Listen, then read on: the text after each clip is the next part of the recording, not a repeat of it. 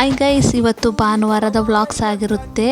ಇವತ್ತು ನಾನು ಇಂದಿನಂತೆ ಎಲ್ಲ ಕೆಲಸ ಬೇಗ ಮುಗಿಸ್ಬಿಟ್ಟು ಟಿಫನ್ಗೆ ಬಾತ್ ಮಾಡೋಣ ಅಂದ್ಬಿಟ್ಟು ಬಾತ್ಗೆ ಮಸಾಲ ಐಟಮ್ ಎಲ್ಲ ಬೇಗ ರೆಡಿ ಮಾಡ್ಕೊಳ್ತಿದ್ದೆ. ಯಾಕಂದರೆ ಇವತ್ತು ಒಂದು ಫಂಕ್ಷನ್ ಇತ್ತು. ನಮ್ಮ ಅಣ್ಣನ ಮಗಳದು ಆರತಿ ಶಾಸ್ತ್ರ. ಸ್ವಂತ ಅಣ್ಣ ಅಲ್ಲ, ದೊಡ್ಡಪ್ಪನ ಮಗ, ಅವರು ಅಣ್ಣನೇ ಆಗಬೇಕಲ್ವ. ಅವ್ರ ಮಗಳದು ಆರತಿ ಶಾಸ್ತ್ರ ಇತ್ತು ನಮ್ಮ ಊರ ಪಕ್ಕದಲ್ಲೇ, ಪಿರಿಯಾಪಟ್ಟಣದಲ್ಲೇ. ಅದಕ್ಕೆ ಹೋಗೋಣ ಅಂದ್ಬಿಟ್ಟು ಬೇಗ ನಾಷ್ಟಕ್ಕೆಲ್ಲ ರೆಡಿ ಮಾಡಿ ಸ್ನಾನ ಕೂಡ ಮಾಡ್ಕೋಬೇಕಾಗಿತ್ತು. ಆಮೇಲೆ ಭಾನುವಾರ ಆಗಿರೋದ್ರಿಂದ ಮಗಳು ಮನೇಲೇ ಇರ್ತಾಳೆ, ಗಾರ್ಮೆಂಟ್ ರಜಾ ಅಲ್ವಾ.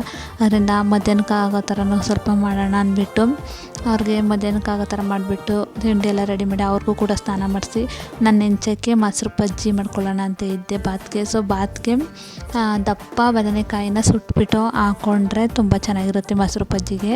ನಾವು ಯಾವಾಗಲೂ ಅದೇ ಥರ ಮಾಡೋದು. ದಪ್ಪ ಬದನೆಕಾಯಿ ನಮ್ಮ ಮನೆ ಗಿಡದಲ್ಲಿ ತುಂಬ ಬಿಡುತ್ತೆ. ಅದರಿಂದ ನೋಡಿ, ಇದನ್ನ ಒಲೆ ಮೇಲೆ ಗ್ಯಾಸ್ ಮೇಲೆ ಇಟ್ಟು ಸುಟ್ಟು ಅದನ್ನ ಅದರೊಳಗೆ ಹಾಕೊಳ್ಳೋದ್ರಿಂದ ತುಂಬ ಚೆನ್ನಾಗಿರುತ್ತೆ. ನೋಡಿ ಮೊಸರು ಬಜ್ಜಿ ಹೇಗಿದೆ. ಹಾಗೆ ನಾನು ಸ್ನಾನ ಮಾಡಿ ರೆಡಿ ಆಗೋಣ ಅಂದ್ಬಿಟ್ಟು ರೆಡಿ ಆಗ್ತಿದ್ದೆ. ಹಾಗೆ ಲೈಟಾಗಿ ಸ್ವಲ್ಪ ಮೇಕಪ್ ಮಾಡೋಣ ಅಂದ್ಬಿಟ್ಟು ಕೂಡ ಮೇಕಪ್ ಮಾಡ್ಕೊಳ್ತಾ ಇದ್ದೆ. ವಾವ್, ನೋಡಿ ಎಷ್ಟು ಚೆನ್ನಾಗಿ ಕಾಣಿಸ್ತಿದ್ದೀನಿ ಸ್ಯಾರಿಲಿ.